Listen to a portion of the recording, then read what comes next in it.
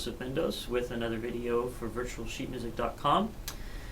Today I would like to talk about a subject that I think, sadly, gets ignored quite a bit, not just in cello playing but in string playing in general.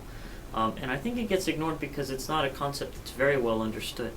So I'm going to try to clarify this concept a little bit today in this video. The concept is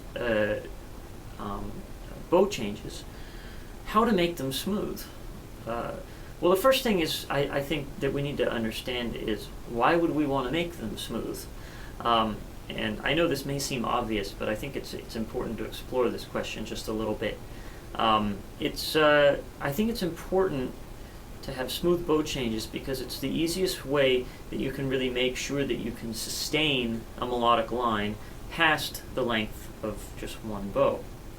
For many of us, our phrase lengths are determined by the length of our bow. You know, our phrases get kind of broken up in that way when we're playing a particular melody. And so it's important, I think, to learn how to change the bow, you know, from down to up and up to down as smoothly as possible, so that it almost seems like that the bow is endless. Now, I know in a previous video I've talked about this, but I'm going to go into a little bit more depth right now. So anyway, we can just kind of use an open string like an open D. Actually, it's the hardest, at least in my experience, it's the hardest. The hardest thing to do a smooth bow change on is an open string. So we're just going to do a bow change here just to kind of demonstrate, and I'll do as smooth as I can.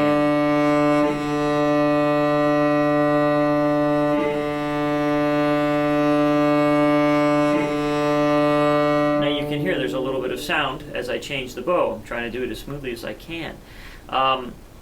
But I hope you'll notice that right during the bow change, there's a little bit of a motion in my hand, especially coming from the up to the down bow. And what that does is it basically causes the rest of my arm to stop moving, and then my fingers finish the bow stroke right at the last minute.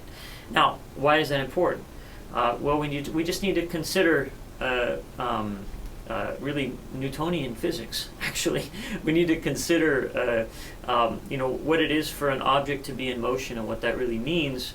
We have an object in motion, you know, the arm, and if we need to suddenly change direction, then it's much better, it's much easier to suddenly change direction with a smaller amount of mass than with a large amount of mass.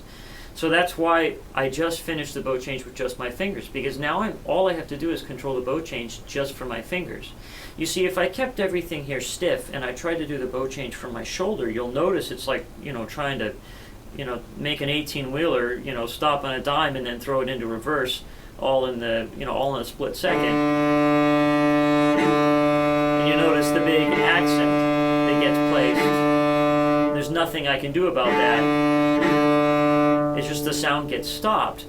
But if I allow my fingers to operate in this way, with this kind of quote-unquote paintbrush motion, this is something that I think Leonard Rose taught his students, and an idea that I very much I think is a very good one. If you just use the fingers, you can already hear there is a big difference in terms of the cleanliness of the bow change. Now, of course, getting just this motion down is not the most important. Well, it is one of the most important things, but the most important thing is for you to be listening, because you have to coordinate all this, and you have to be very sensitive. And the thing that coordinates all these things is the ear. So if you just work on this motion in isolation, you can still have a nice big accent on your bow changes, and you can see I'm giving it a lot of motion, but I'm not coordinating the motion. So I have to coordinate the motion with my ears to be able to really shape that bow change to make it really smooth, to make the bow change just seem, to make the bow just seem like it's just can endlessly change like that and sustain at a pretty even level.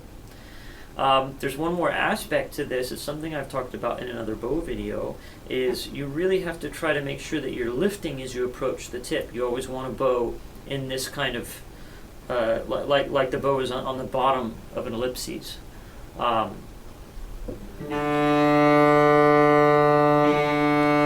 really helps as well. It actually helps you to engage your fingers a little bit more easily as you bow. So that's just something that you want to spend some time working on. For example, when you practice your scales, don't just focus on intonation.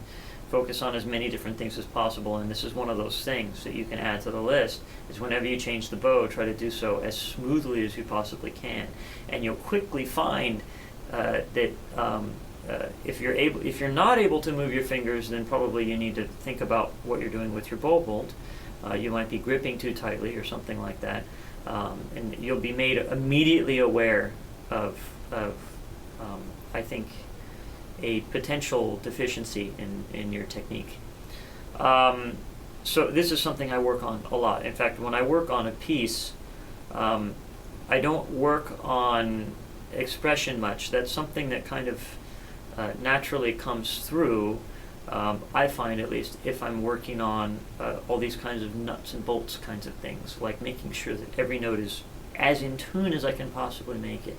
Making every bow change, at least ones that don't have accents or dots on them or something, making those as smooth as I possibly can. Making sure that I'm able to vibrate, as many notes as I can, or at least as many notes that I actually intend to or want to. I work on all these things, and my musical concept kind of grows naturally out of that technical approach. So I hope you found this video helpful today. Please do be conscientious about your bow changes, and you can spend days and days on just perfecting that and understanding that concept. If you have any questions, please leave them in the comment section on the virtualsheetmusic.com website. Just to reiterate again, if you leave comments on YouTube, I will not see them. Well, I might see them. I occasionally look. But I will not be able to reply to them. I can only reply to the comments on virtualsheetmusic.com. So please comment there, and I will be happy to answer whatever questions you have about bow changes or just about anything else cello related. So thank you for watching this video. Once again, this has been Joseph Mendoes for virtualsheetmusic.com.